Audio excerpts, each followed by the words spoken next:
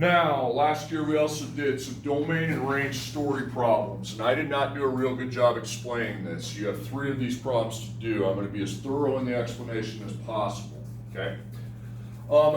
Some of the problems I tell you what the X and the Y should be because it's confusing. Other ones I don't. Like this first one I did not, and here's why.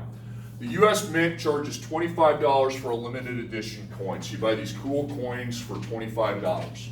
There's a limit of 5 coins you can purchase. What's a reasonable domain and range of the function? Is it continuous or discrete? You remember those 2 words by chance? Yep. Yeah, you might not remember what they mean, but we'll talk about it. First thing, you want to make a table, X, Y table, okay? X is the domain, Y is the range. We learned that yesterday. Now, I've got 2 units. I got the dollars and the coins. What should the dollars be, the X or the Y? That should be the Y, yep, so dollars is Y, okay? Then, coins is your X, okay?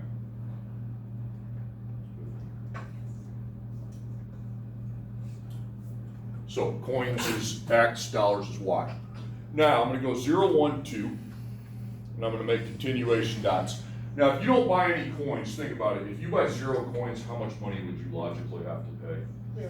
0, yeah, so it starts at 0. Then I buy 1 coin, I pay 25, so plus 25. Another coin, plus 25, that's 50. Now, make a line just like you were yesterday, not a real big one, okay? Equals Y. Where does the Y start at? No, what's the Y? 0, good. 0 plus 25 times X, okay? So when I write the equation, I do not need to include 0. I'm just going to write 25 times X equals Y. Now the equation's done. Are you guys with me to this point? Yep. Okay. Yeah? You said no? Okay. Now, what's the limit? I'm given a limit in here. What is my limit? 5. 5 what? 5 coins. You put 500 coins, okay? And what is that in, the X or the Y? X. So you scribble out the X and put 5 in. I'm just going to put an arrow and insert 5 in. So 25 times 5 equals Y. Now I got to figure out what the Y is that goes with the 5. Well, the Y is solved for. It is all by itself. Okay? So all I need to do is find what 25 times 5 is. 125, best. Did I get a decimal, yes or no? No. I didn't. That's good. When you don't have a decimal, you're pretty much done. You just need to fill this out. So the domain is your X. You go from 0 to 5. The range is your Y. You go from 0 to 125. Now, here's what continuous or discrete means. If a decimal does not make sense, it's discrete. If a decimal does make sense, it's continuous, and we're talking about the domain. So I'm going to pick 1.5. I would just pick that since you're always going to have 0, 1, 2. Can you go to a store and buy 1.5 coins, yes or no? Yeah. Can you cut a coin in half? Oh, no. Okay, no, okay. All right, so you can't really buy half of a coin, can you? Then it's called discrete, okay? Discrete. If a decimal is not possible, that means if the domain only comes in whole numbers, it is discrete. Now, next problem. Again, you're going to want to be with me on this one. As I said, you're buying party favors, because you know how I asked you, did I get a decimal? If you don't, you're good to go. If you do, there's something you have to take into account, like on this next one. You're buying party favors that cost $2.47 each. You can spend no more than $30 on party favors. What's a reasonable domain and range of this situation? Would the function be continuous or discrete? So, XY table. So, dollars is Y, money's always Y, and then the party favors just put PF, okay? Then, 0, 1, 2. Again, if you don't buy any party favors, you don't have to pay anything. So the Y will start at 0. And if I buy a 1 party favor, that's plus 2.47 because that's what it cost. Then if I buy another one, I add another 2.47, and that's 4.98. Okay, that's good. What's the limit? There's a limit. What is it? $30. Put 30 under dollars, okay? Or actually, we'll draw the line first, excuse me, okay? 30. So equals y. So 0 plus 2.47x. Does that make sense why I'm starting the line at 0? Because that's where the y starts at, okay? All right, now we don't need the 0. If a 0 is an irrelevant number, so we write 2.47 times x equals y. And you said $30, you're correct. But now what column is that under, the x or the y? The y. It's under the y. So we'll put this in for y now instead of the last one where we put it in for x. So it's 2.47 times x equals 30. Now, the x is not solved for. The x has an operation times 2.47. So what do we need to do now to solve for the x? Divide. Divide. Yeah, see the last problem, the y I was solving for was by itself, so I just went over to the other side and did the operations. Now I have to do inverse operations to solve for the x. Now you're gonna get a crazy decimal, okay? It's like 12 point something, okay? We don't want the decimal because this is not, we're just gonna put 12 here, okay? Now, did we get a decimal there when I did that, yes or no? Yeah. Okay, now, when you get a decimal, this is what you need to do.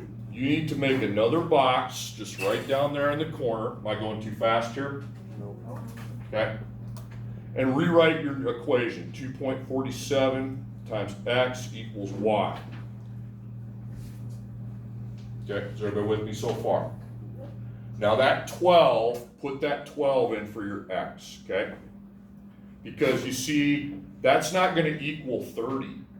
Take your calculator and take 2.47 times 12. You tell me what that equals, okay? 28.8. Yeah, you sure about that? 2.47 times 12, is that right?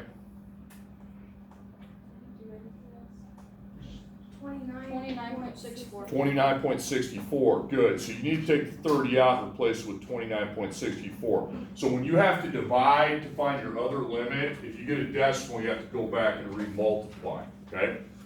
And I'll help you with that once we start on the assignment, but I want to go over a couple more, okay? You got 3 to do. Is that all we did? We didn't do the domain and range? Oh, I'm sorry, good call. Okay. So the domain, 0 to 12, but the range is not from 0 to 30, it's from 0 to $29.64. Now, the continuous discrete, pick 1.5. Can you go to a store and buy 1.5 party favors? No. No, you have to buy them by the whole, so that's discrete, okay? All right, last 2. Car can travel 32 miles per gallon of gas. The car's tank holds 17 gallons. What's a reasonable domain and range for this situation? Is a function continuous or discrete? Okay? So, x, y. So x is gallons, y is miles. Okay? It says that in the problem because otherwise that's kind of hard to figure out. Okay? Miles per gallon, that's why that would be. So, if I use 0 gallons of gas, I'm not going to be able to drive any miles. If I use 1 gallon of gas, I add the rate of change, 32, the per. So plus 32 is 32. If I buy 2, I add 32, that's 64. Okay, now 17 gallons, you can go ahead and put that in for your limit and then make your line, okay? So 0 plus 32 times x, which really is just 32 times x equals y. And then it's a nice problem because I can put 17 in for the x and just multiply, okay? So x is the number I'm going to replace with 17. And the y, that leaves me with y. Well, y is by itself, so I don't have to do the opposite operations. I just multiply. Can you take 32 times 17 on your calculator? 544. 544, I didn't get a decimal, did I? No. That's good, then I don't have to do that crap where I re-multiply, okay? So, 0 to 17 and 0 to 544. Now, this is a little bit different. When you put gas in a car, can you pump 1.5 gallons, 1.5? You can, so now it's continuous, okay? Okay, last one. you have $50 to spend on packages of Halloween candy. So that one wasn't bad because I didn't have to do that dumb recalculation. Okay, this one I'm going to. You have $50 to spend on packages of Halloween candy. Each bag of candy costs $4.99. What's a reasonable domain and range of the function? And then is it continuous or discrete? Okay, so x, y. So dollars is y. It's always y. If I don't tell you, then you got to know that dollars is y. And then, so 0, 1, 2. So again, 0, 0. If you don't buy any packages, you don't have any money. Okay, you don't go to buy a store and buy 0 packages and have to pay anything. Then we add 4.99 because I'm buying every package, so that's $4.99. Then I plus 4.99 again, that's going to be 9.98. And now I'm ready for the continuation. So the limit is going to be 50.